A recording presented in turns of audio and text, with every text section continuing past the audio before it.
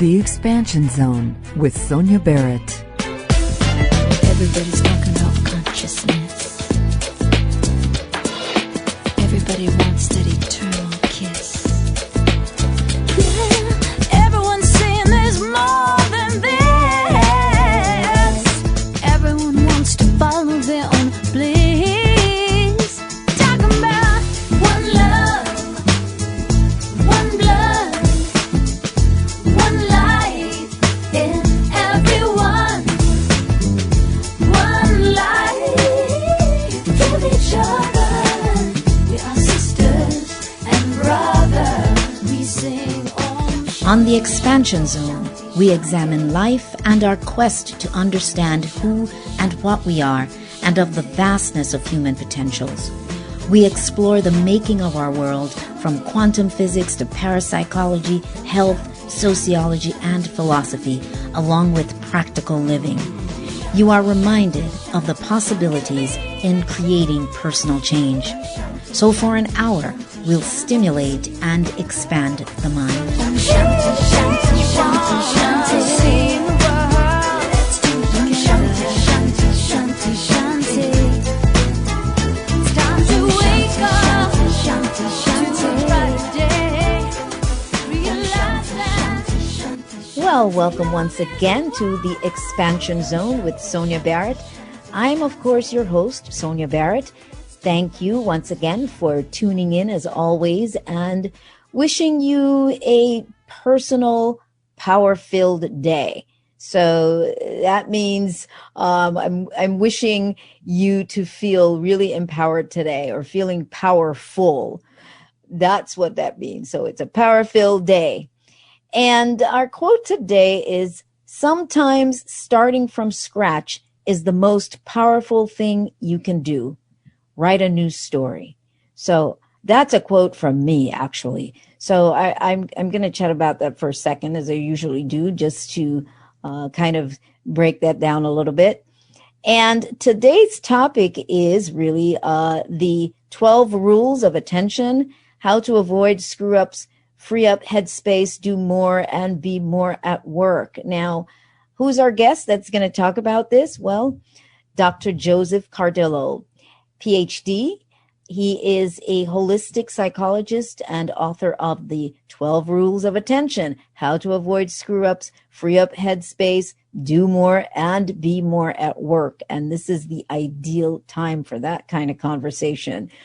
So anyway, in regards to that quote, sometimes starting from scratch is the most powerful thing you can do, writing a new story. Well, we are definitely in a time where this might be the case, I think, for a great many people. And as one who has experienced this starting over a few times, probably more times than I really care to do. But I completely understand the highs and lows of this realization, though, of experiencing this. But what I have learned is the many magnificent changes, opportunities, and new people that I have met. So keep that in mind. Fresh start, fresh story. So this way we can see it differently while life is changing, our personal life is changing based on what's going on out there. So I have a feeling that today's guest is going to just align so much with all of this idea. And it's Dr. Joseph Cardillo. As we said, he is an inspirational speaker and sought-after expert on energy teaching. He is a nationally best-selling author of several books in the field of health, mind, body, spirit, and psychology. His books include Body Intelligence, Harness Your Body's Energies for Your Best Life, Can I Have Your Attention?, How to Think Fast, Find Your Focus and Sharpen Your Concentration, and the Body Energy Classic, Be Like Water, and his most recent book, The 12 Rules of Attention.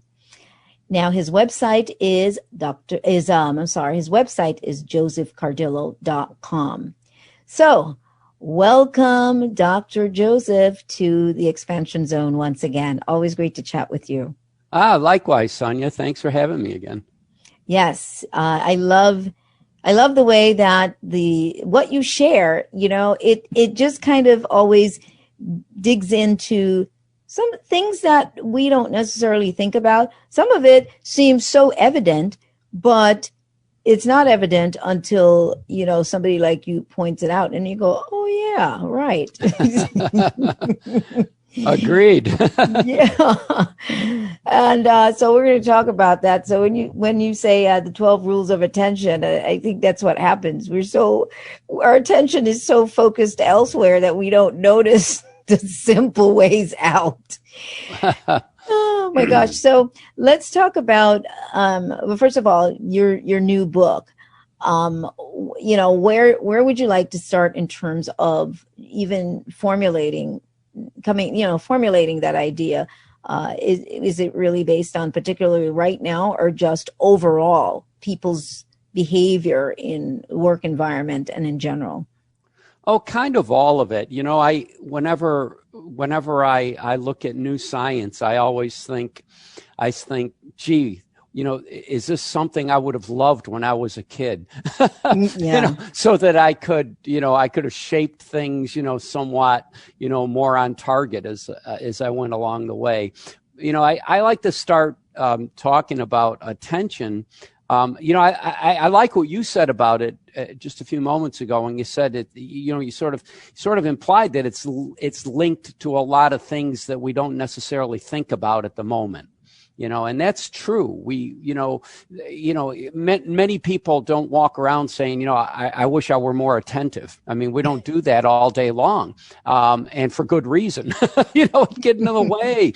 But how many of us, are jumpy throughout the day, or how many of us are, maybe you feel a slight depression or an energy low, or maybe you feel disorganized, or maybe you feel like on a certain day you haven't had any insight, or you had an interpersonal issue that came up and it got in your way. And not only did that not come out well, but it affected you for the rest of the day. These kind of things are all attentional issues.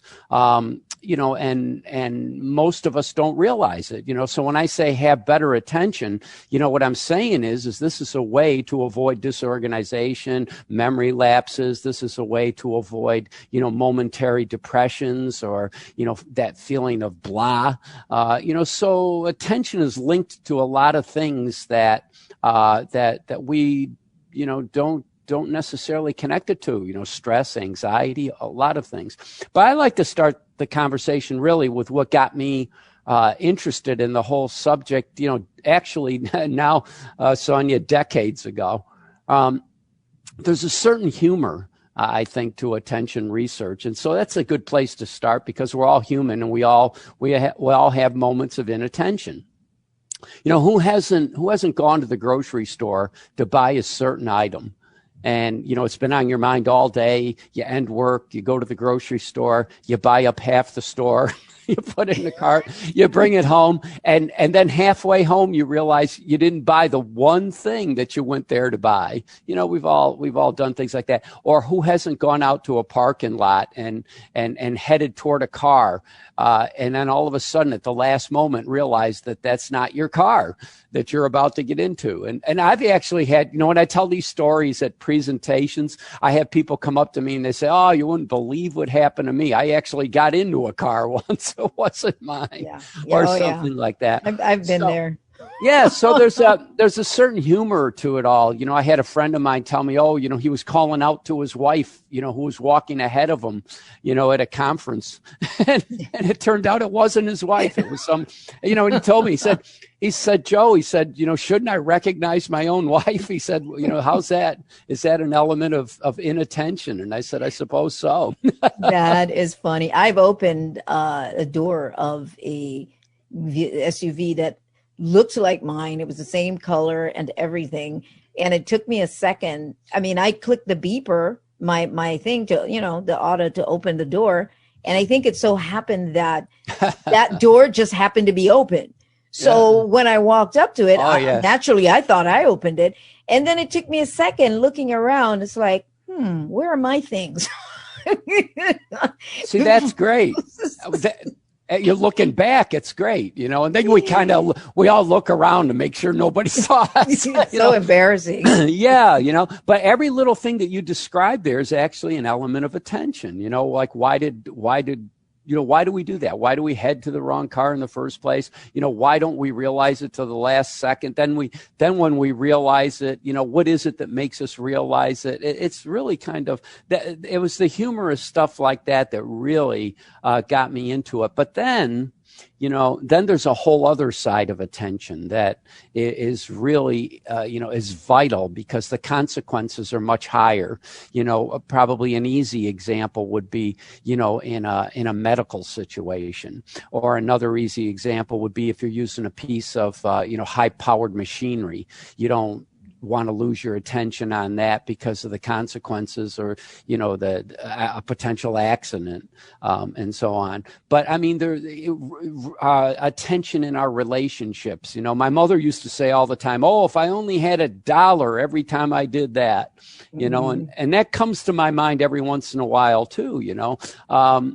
Sometimes we're in relationships and we say something and we go, "Oh boy, I'll never say that again." Not only did that ruin my day, but it, ruined the next couple of days. Yeah, bad idea. Right. Or even in at work, in a business situation, even in an email, sometimes we sit there and say, "Oh, geez, I better not do that again," and guess what? We do. We do. Again. We do it again, and then we, with some people, with most of us, we'll keep doing it again unless we do something about it. And I'll tell you what you can't do about it. You can't tell yourself, "I'll never do that again," because you will. And you can't tell yourself, if you have an employee that messes up, a contract, for example, or whatever, an interpersonal situation, you can't say, "Pay attention next time," because, you'll be right back there again. And one of the reasons for that, and this is a great place to start out when you're looking at your own attention and focus. 96% of what we do throughout the day, we do on autopilot. And, so some people say, "Well, that's bad, isn't it?" And well, no, it's not bad. We're built this way. We're built so that we're on autopilot most of the time, so that once we perfected something, we don't have to relearn it. Just think if you had to relearn how to drive the car every time you got in it. Right. So, these things, so many of our activities are on autopilot, 96%. And so that we can deal with the overwhelming overload of information that's coming at us all the time. That's how we get home in the car without thinking about it. So we get home. You got that right. That's right. And it's a really uncanny experience that we all, those of us who drive, have. We get from one place to another, and we suddenly go, "Oh my God, how did I even do that?" Yeah. I wasn't even thinking. Here I am.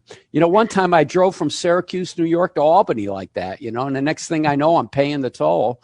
And I said, "Oh my goodness, It's like, where were you? It is. There's that feeling that you were absolutely absent while some of this stuff is going on, and that is fascinating to me. And that's how good that autopilot is. And we're creating new autopilots every day. And so we have automizations for almost everything we do. And this is something people don't think about. We have automations for our thoughts. We have them for our feelings. We have them for our actions. We have them for our motor skills. Athletes know this. So, we're almost completely on autopilot. And if it were up to our brain, it would leave us on autopilot. We just sit back. That's right. Just sit back and let me do the driving. And, we have to get in there and make the changes, to make adjustments when we see a situation in which things didn't quite work out the way we wanted it to work out, or when we see an opportunity to, to perfect an activity, or, when we see an opportunity to change and, the way we behave in an activity. It's just this re-engineering, it's like technology. It's like, upgrading. Absolutely. All the time. Absolutely. And so we're 96% on autopilot. It's something evolution gave us so that we could deal with overwhelming information, and perfect things and put them aside until we want to change them a little bit. But then sometimes it really gets in our way. Like, when my mother would say things like, I wish I had $1 for every time I did that. Or when a partner, says something, that doesn't quite work the way he or she thinks it will, and regrets it later, and then keeps doing it. Yeah. Pattern behavior. It's pretty interesting, as you said, that the automated aspect of ourselves. But then, we realize that that's why we're habitual creatures, and breaking habits can be really tough. I mean, I think for everybody, but some people it's even harder, and it depends on what they're trying to break, what habit they're trying to break or change. That's right. And also, how much effort they're willing to put in to make that change.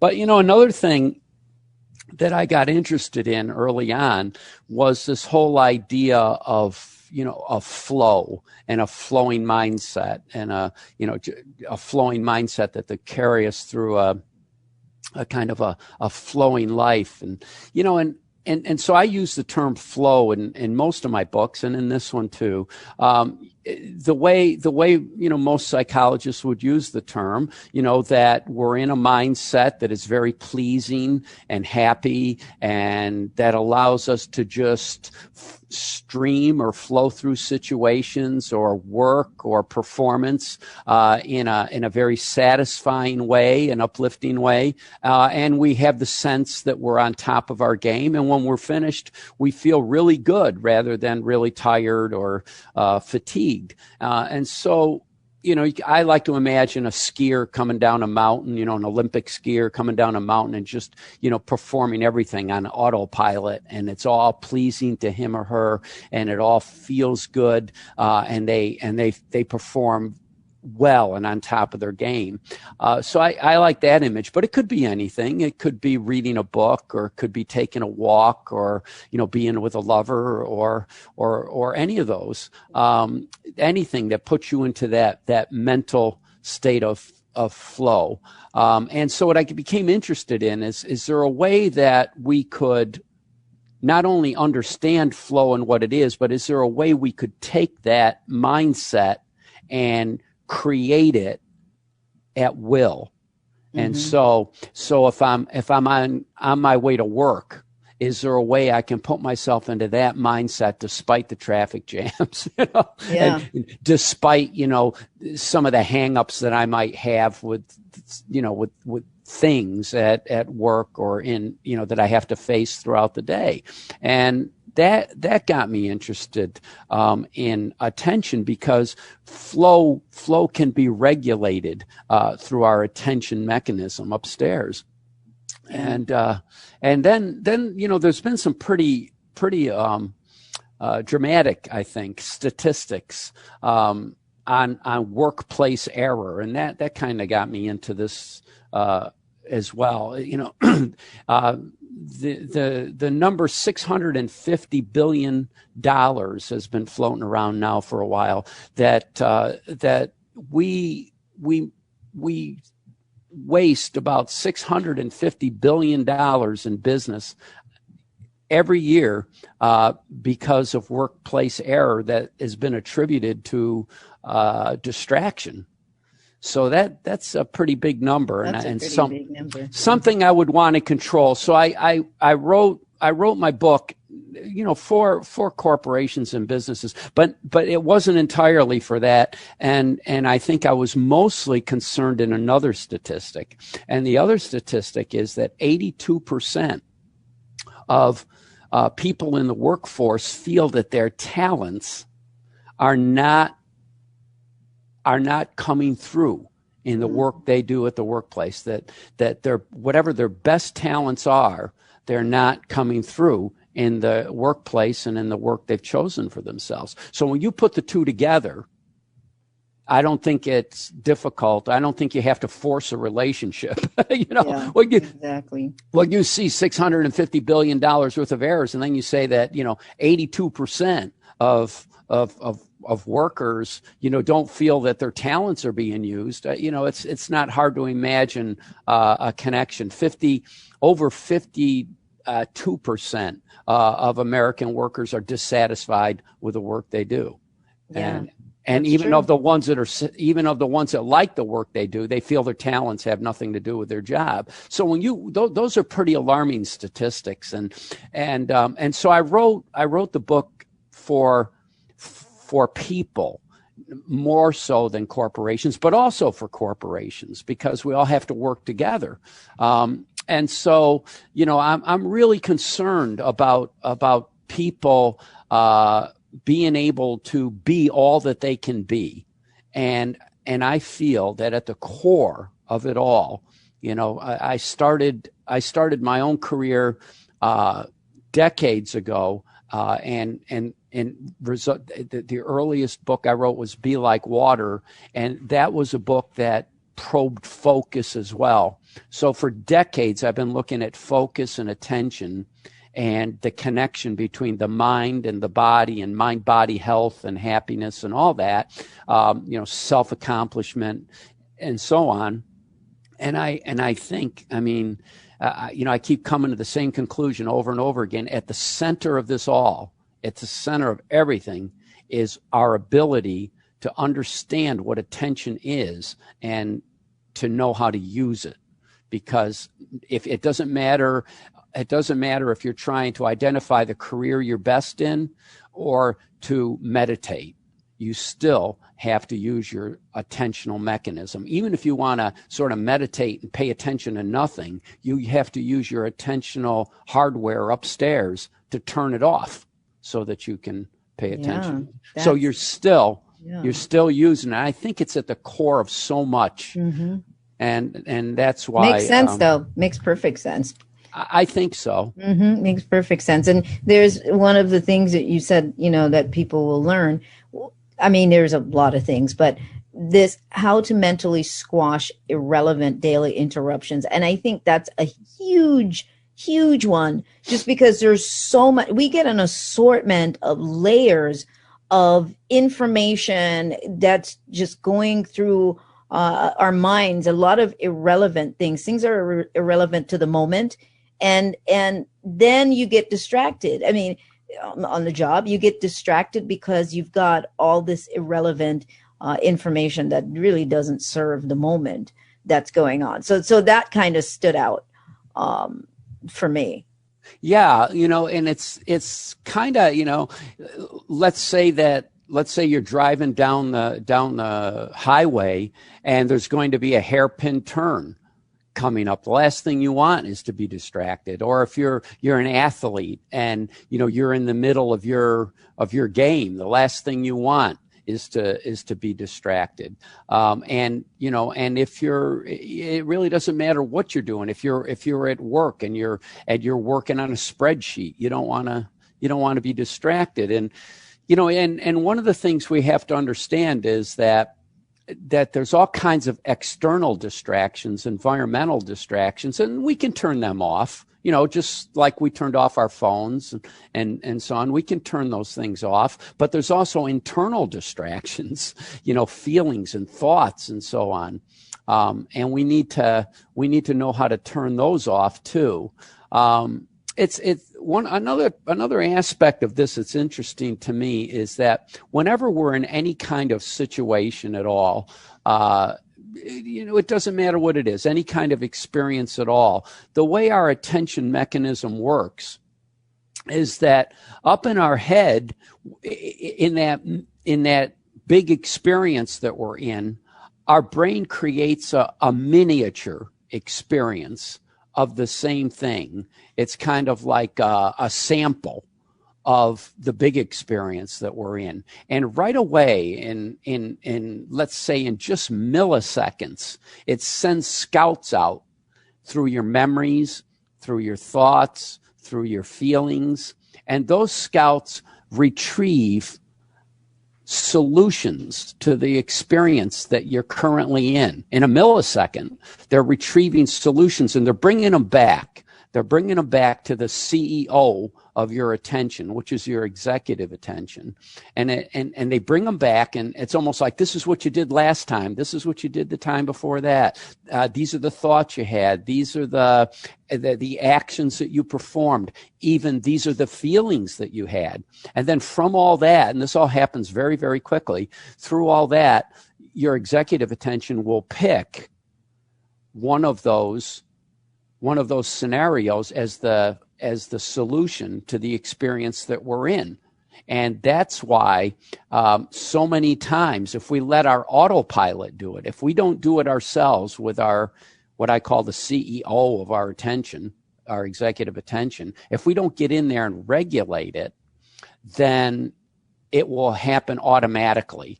And when it happens automatically, what our mind is doing is it's looking for the most used pattern, the most intense pattern that you have, and that's the one it's going to trigger. So it'll trigger it for you, just like, when you're applying the brake pedal in the car. You kind of have your pattern, and you do it thusly every time you're in a situation that your mind thinks is similar. So it'll call up the motor skills that you need to do that, and you don't even think about it. You just do it.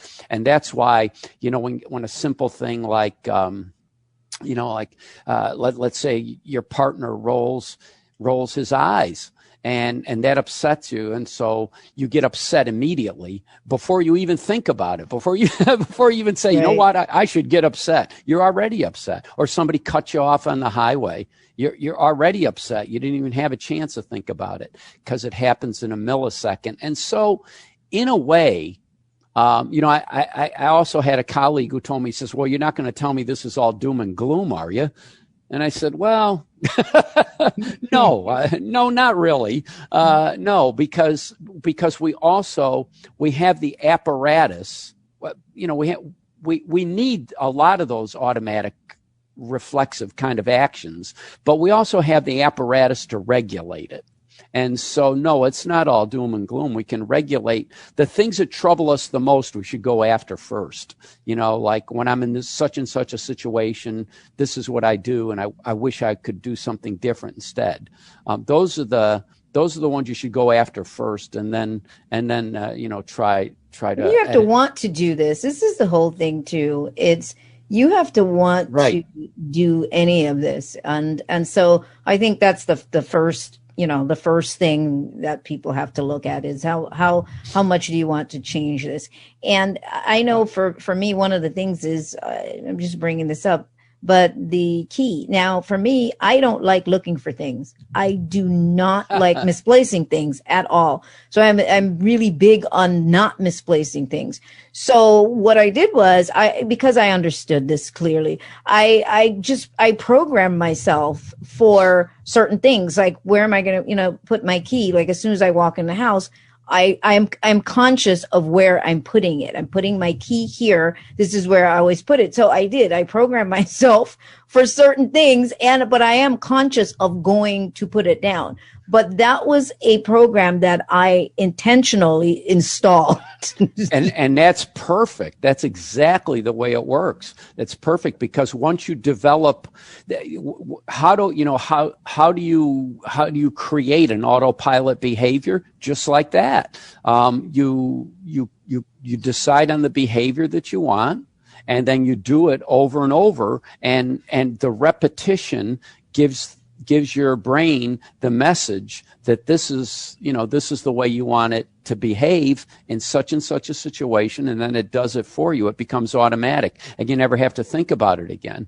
Yeah, that's absolutely true. I mean, and anyway, I know what the opposite is in seeing how the opposite work, where somebody's constantly, no matter what, they're always looking for their keys. And I always say that's because you're so completely absent when you set them down. You set them down, and then you're so unavailable to the moment of what happened. So then it's time to look. But anyway, so let's do this. We're gonna take a quick break. And when we come back, what I'd love to do is I'd love for you to talk about some of these exercises, some of these things that you mentioned in the book. And I'm just curious about them as to, how they really impact making these changes. So stay tuned, everybody, and we'll be right back after this brief break. And we are back. Of course, you're tuned in to KPFK 90.7 FM in Southern California, and we are streaming live at kpfk.org.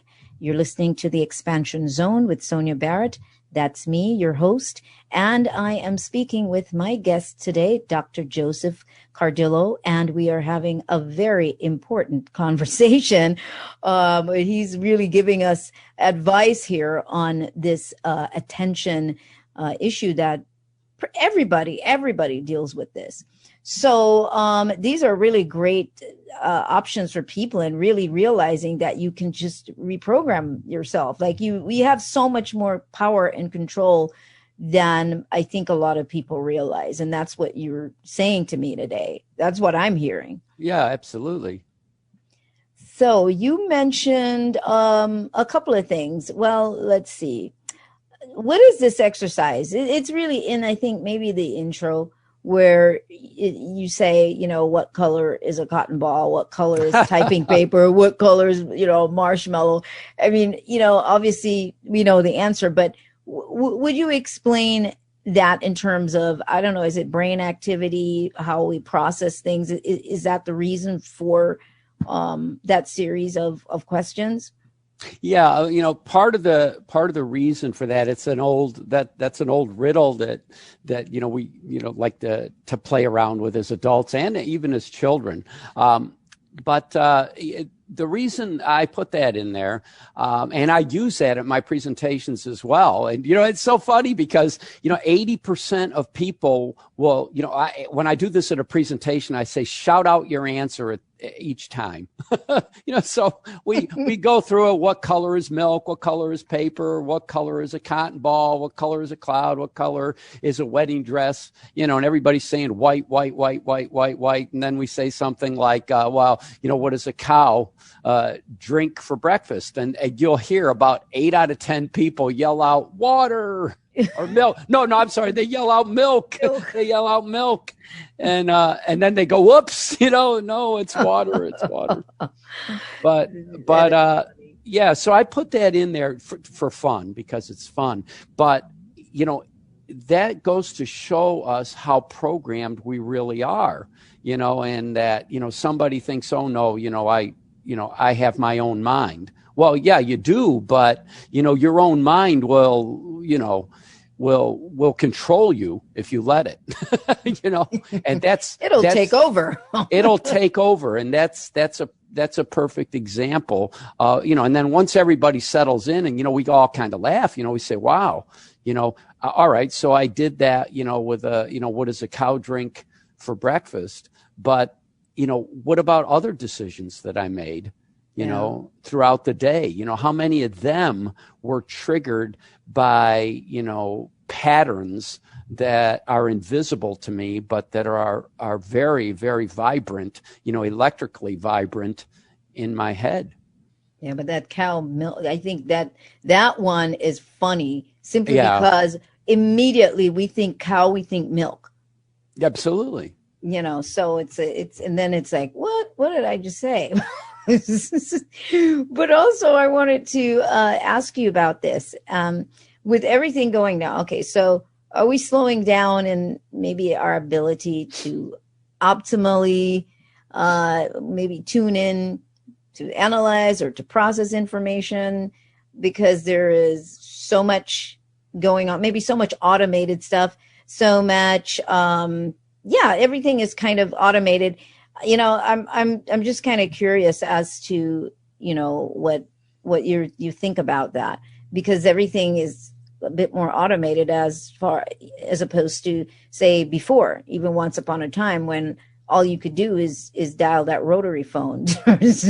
You put you have to really just kind of dial that. Now you can say the numbers in the phone or just mention somebody's name. But you know what I mean. Yeah, I think that I think that we're I don't think that we're any. I think that different. Right now we're not any different. Biologically and psychologically, we're not really any different in our capacity. But I think that I think that if we knew more about how attention and focus work, and the things that we experience, like I said, things like depression, things like low self-esteem, or things like, I feel joyful, or I feel very esteemed, or I feel very satisfied or happy today. Just simple things like that. Or I feel like I did a good job, today on the projects that I was working on. Once we realize that those things are connected to our ability to focus, then we can make our life so much sweeter.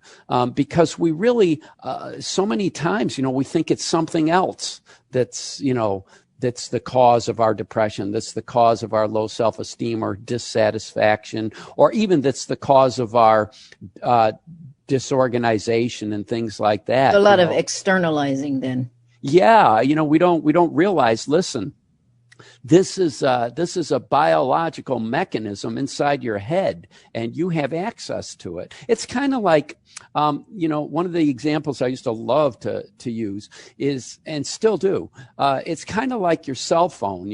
My kids are always showing me new apps that I can use on my cell phone, and once I install one of those apps, it makes life so much easier for me. They see me struggling to do something, and they say, "Oh, don't you know there's an app for that?" Right. And then life is just so easy. I'll never forget one time I was trying to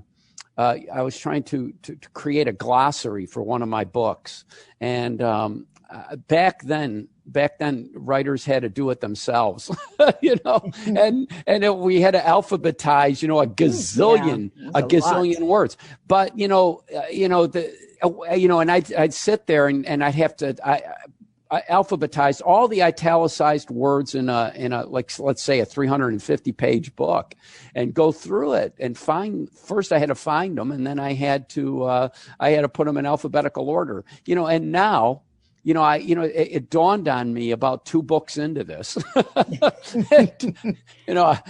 That's another story. It dawned on me about 2 books into this. I wonder if there's, an easier way. Yeah, is there a function? And of course there is. And you can alphabetize your entire glossary, with a push of a button. And does it make life sweeter? But there's so much that we can do throughout our day. If you know the little apps, for example, and the way your mental attention mechanism works, you can be so much quicker. Your memory can be so much faster. Your focus can be so much sharper, and it doesn't take anything. It's just knowing that it's even there. It's kind of like somebody saying, "What's that button for?"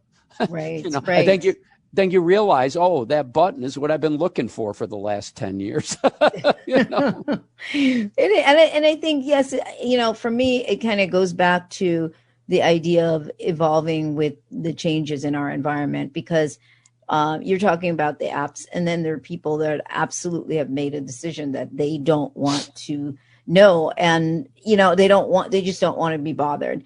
Well, yeah. But I do see that life can be simpler if we can change with the environment, if we can adapt to different things like technology and so on.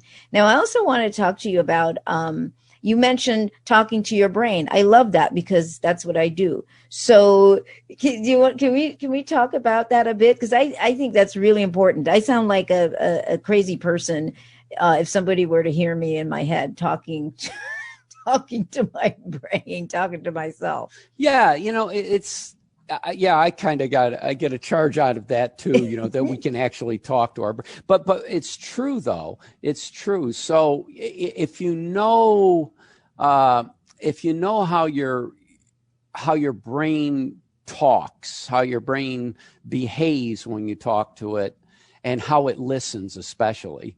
For example, in the mind-body business, we talk a lot about things like mindfulness and focus and awareness and presence and things like that. Empathy, compassion. We like to use these terms.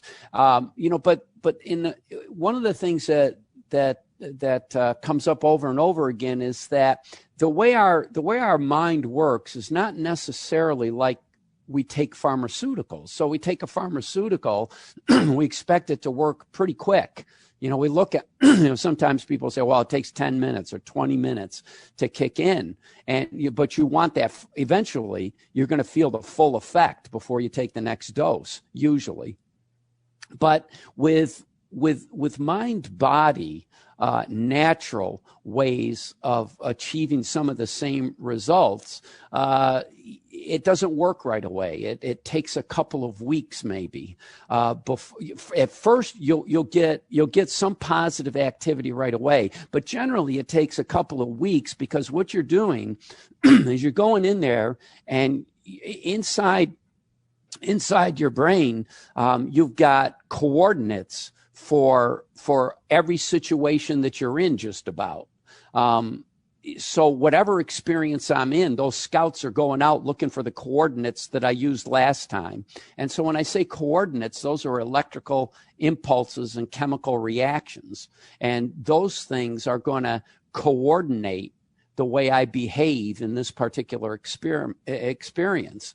And it's so hard to stop it because it happens in a millisecond. But if you know how to talk to your brain, there's a formula that I teach in my book. And that is awareness, mindfulness, and attention. And those are, if there's a magic bullet, it's right there in those three mechanisms, and they become kind of, they're kind of popular words now. Be aware, be present, be mindful, and so on. But if you don't mind, I want to give your listeners a different definition. I love that. Please do. I'm going to give you a slightly different definition of these. So, for example. Right now, my children are home because the school is closed down to them today. So they're upstairs, and they're online, and they're taking their classes online right now. And I'm aware of that. I don't need to be upstairs paying attention to the detail of their taking the course. I just aware. I know they're up there, and I know that they're taking the course at the moment. Just like as if if I were brewing a pot of tea in the kitchen, I would know that's there, and I don't need to be paying attention to it. I'm in my living room, but I know that's happening in there. Motor vehicle is a good example of how awareness works, because and I'm sure that you have such signs out there too. If I recall, Route 1 that comes down the coast has a lot of signs where there's a hairpin turn coming up, and you start to see signs prompting you a good mile in advance, sometimes more than a mile in advance if it's a bad enough hairpin turn. And so as you see the sign for the hairpin turn, you're aware that this turn's coming up, but you can't possibly be paying attention to it because it's a couple miles down the road. But I'm aware. Now, here's the magic bullet. The way awareness works, and again, it's just an electrical chemical impulse. The way awareness works in your brain is that once you're aware of the details, let's say of the hairpin turn, as you start to approach the actual turn, when you're right there, as the details of the hairpin start to make themselves known to you, two things happen because you're pre-aware. One thing is that you'll notice those details. So you're more apt to notice the details and bring them into your focus. The second thing that happens is spectacular because what I call it attentional glue. What this pre-awareness does is it doesn't make you just identify the detail and stay with it longer. It fixates you to the detail and you stay there longer. So because you know that this is an important detail, you're pre-aware of it. Not only will you notice it, but you kind of glue to it and stay glued to it longer than if you weren't. And that makes all the difference sometimes, particularly with a hairpin turn. So let's say you're in one of these situations where you say to yourself, oh, gee, every time I go to a meeting, I do this and I wish I didn't. Or every time I go there, I could have done this and it would have been even better. And you always forget, or you perform in a way that you wish that you could edit a little bit. If you make yourself pre-aware, the chances are now much better that you'll start to behave and act and even think and feel the way you want to.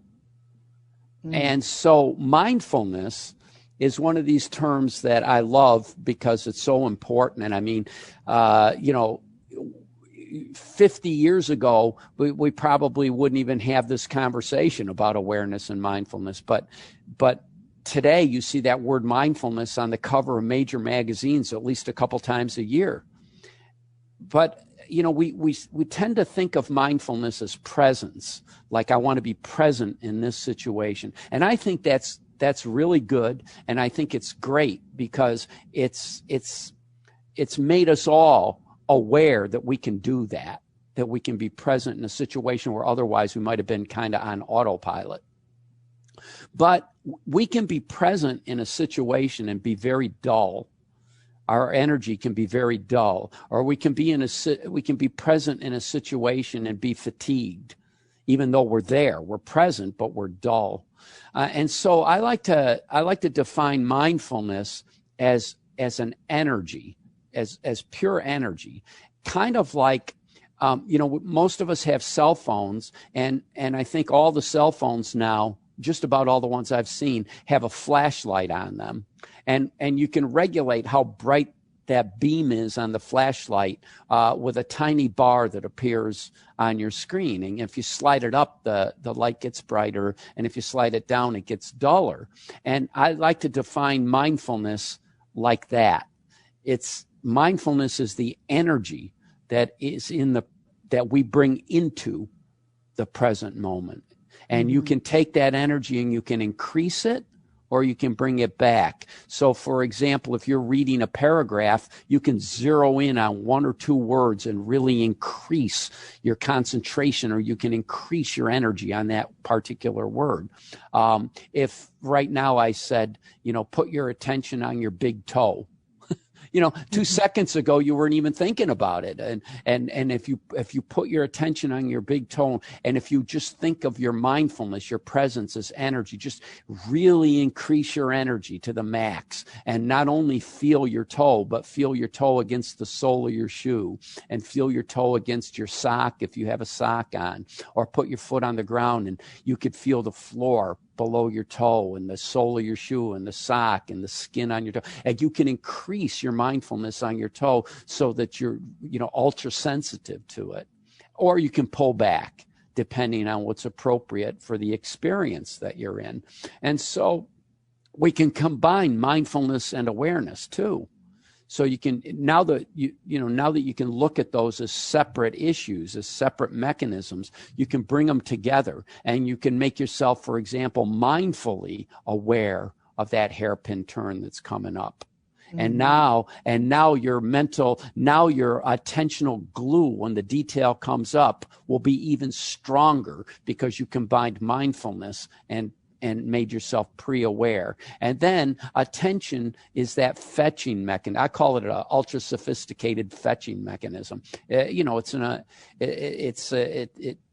like those little scouts that are running through your memories and your feelings and your thoughts and your motor behaviors and so on to put together what you're going to do next.